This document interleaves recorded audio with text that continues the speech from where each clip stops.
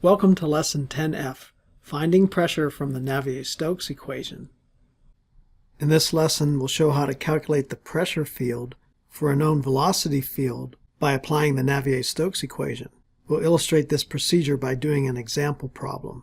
Here is the vector form of the incompressible Navier-Stokes equation from our previous lesson. We'll discuss two main applications: determine the pressure field for a known velocity field, and solve fluid flow problems.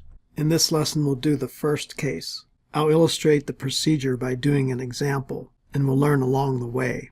We start with a 2D steady incompressible flow with these velocity components. The flow is 2D in the xy plane. There's no gravity in the x or y directions. We can either ignore gravity or let gravity act in the z direction or minus z direction only. For this velocity field, let's generate an expression for pressure, in other words, the pressure field. First, let's verify that this is a well-posed problem. If so, it must satisfy the continuity equation. From this expression for u, we have del u del x is 2x, and from this expression for v, del v del y is minus 2x. The w component contributes nothing, so yes, it does satisfy continuity. As I mentioned here, if it didn't, we could not continue. Now let's plug this velocity field into the Navier-Stokes equation to calculate the pressure field. Let's work on the x component first. Here's the x component of the Navier-Stokes equation in Cartesian coordinates. Let's cross out all the terms that are 0. Del u del t is 0, since the flow is steady. W del u del z is 0, since it's 2D. There's no gravity component in the x direction. And this last term goes away since it's 2D. Now let's work on these other terms. U del x is x squared minus y squared times del u del x, which is 2x. V del y is v, which is minus 2xy, times del u del y, which is minus 2y. One of the common mistakes students do is take the v derivative here instead of the u derivative. In the x component of the Navier-Stokes equation, all three of these are u, as well as all three of these. In the y component, these all change to v's, as do these. So this term is v, negative 2xy, and this term is del u del y, which from our given information is minus 2y, which is what we put here. So be careful as you work out these terms. We'll leave del p del x as is. Now we take the second derivative of u with respect to x. Del u del x was 2x, and so when we take another derivative with respect to x, we get 2. Similarly, for del squared u del y squared, we get negative 2. So these two cancel, and no viscous terms remain.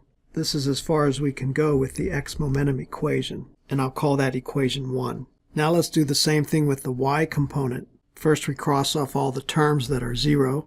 It's a steady flow. By the way, I advise you to write the reason for crossing terms out under the equation to justify removing that term. There's no gravity term in the y direction, and these two terms go away because the flow is 2D. Again, we write out the remaining terms. Now we have u del v del x, which we write as u times del v del x, plus v del y. V is negative 2xy, and del v del y is minus 2x. The second derivative of v with respect to x is 0, and the second derivative of v with respect to y is 0. So as with the x component of the Navier-Stokes equation, the viscous terms in the y component go to 0. Again, we do a little bit of algebra on this and write an expression for del p del y. Del p del y is negative 2 rho y cubed plus x squared y. We'll call this equation 2, which is as far as we can get with the y component of the Navier-Stokes equation. Before I continue, let's do a check here. If there's a solution for pxy that is smooth and continuous, then the order of differentiation shouldn't matter.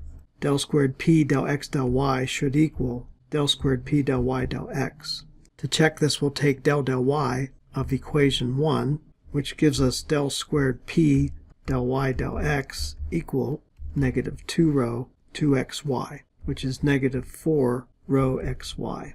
I'll scroll up to show you equation 1. The y derivative of this is negative 2 rho times 2xy, which is what we wrote here. Now let's take del x of equation 2. We get del squared p del x del y is the x derivative of this. This first term contributes nothing, This one gives us negative 2 rho times 2xy, which we see agrees with the previous value. Since this equation is satisfied, we do expect a smooth and continuous solution for pxy. Now we're ready to calculate p of x and y using partial integration. We pick one of our equations, either equation 1 or equation 2, to start with. I chose equation 1, but you can do the same thing choosing 2. Now let's integrate 1 with respect to x. I'll rewrite equation 1 here so we don't have to keep scrolling up. Integrating, we get p equal negative 2 rho, which is just a constant. This term gives us x to the 4th over 4, and this term gives us x squared y squared over 2. And since this is a partial integration, we add a function of the other variable. I'll call it f of y. This is an intermediate step. This is our solution, but now we have to find f of y. Students are tempted to next go back to equation 2 and do a similar integration and get a function of x. But a better way is to now take the y derivative of this equation, which gives us del p del y equal minus 2 rho, the y derivative of this term, which is 0, plus the y derivative of this term, which is 2x squared y over 2, or just x squared y, plus f prime of y, since f is only a function of y.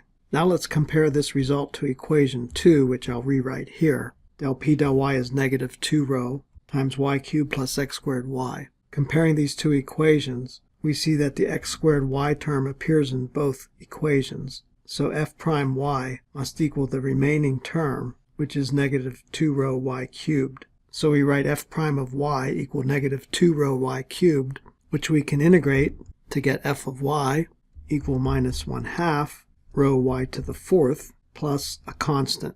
Note that now we add a constant since this is a total integration, not a partial integration, since f is a function of y only. Now that we know f of y, we plug that into this equation to get our final answer. Therefore, p of xy is equal to negative 2 rho x to the 4th over 4 plus x squared y squared over 2 plus y to the 4th over 4 plus some arbitrary constant.